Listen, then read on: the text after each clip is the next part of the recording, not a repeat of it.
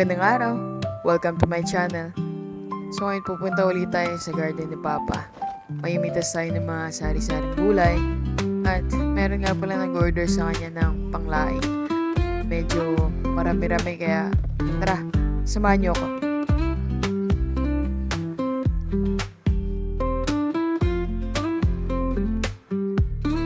Yan, bago pala tayo makarating sa garden ni Papa, dadaan muna tayo sa mga pang-tinola. Kaya pala hindi lang si Papa yung nakikita nim dito. May mga iba rin siyang kasama rito. Pero bago nga makarating sa garden niya, ingat ka sa paglalakad mo kasi baka mapalo ka.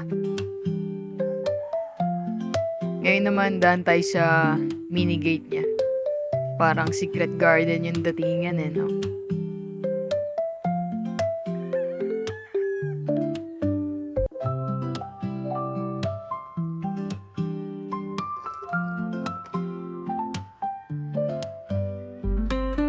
Itong part naman na to, tataniman natin yan ng mga herbs at iba pang mga gulay. Ayusin natin para mas maganda siya. At andito na tayo sa taniman ng gabi ni Papa. Mapansin nyo may bungkal na lupa dyan kasi may itatanim kami dyan. Ngayon na-explain ni Papa na hindi niya lahat dinadamuan kasi baka may mahugot siya na halaman na bunga. So, ngayon, manguha na tayo ng gabi. May nag-order kasi ng panglaing. Medyo marami-rami rin to.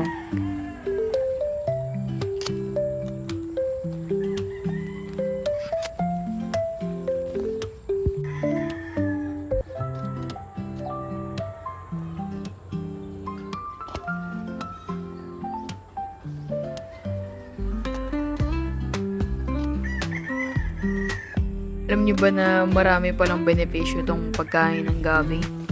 Kagaya ng anti-inflammatory siya. Tapos mayaman siya sa iron. Saka meron din siyang antioxidants.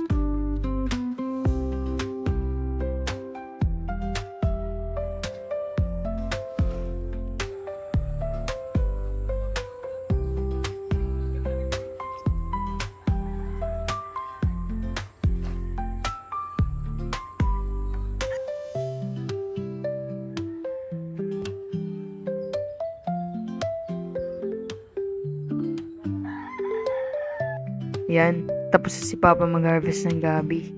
Ayaw niya ako pag-harvestin kasi Makati daw to. Ngayon naman, pinipitas na ni Papa ibang mga gulay niya. Kadalasan, pinansasawag namin to sa mga ulam. Or pag may sobra naman, binibigay namin sa mga kapitbahay o kaya ipinagbibili to.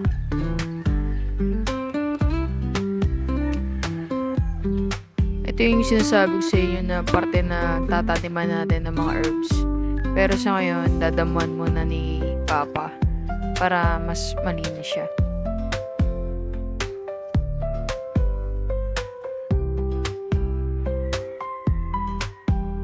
Ayan, kinuha ni Papa lahat nung gabi niya. Hindi siya magkasya sa mini gate niya.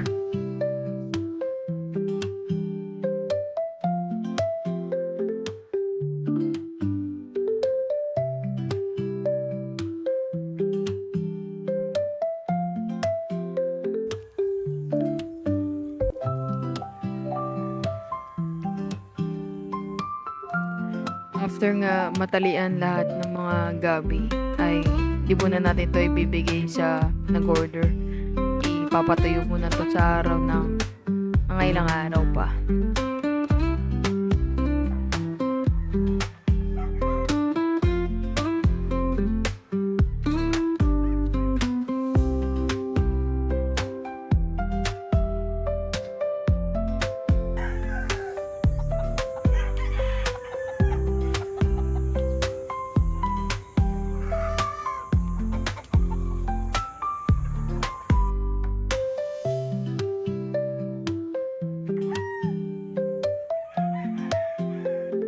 Pagtapos nga namin manguha ng mga gulay, mayroong pinakita sa amin yung kaibigan ni Papa.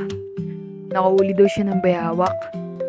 Maraming mga ganitong, hayop dito kasi nga magubat pa tsaka may mga tanim at may mga alagang hayop.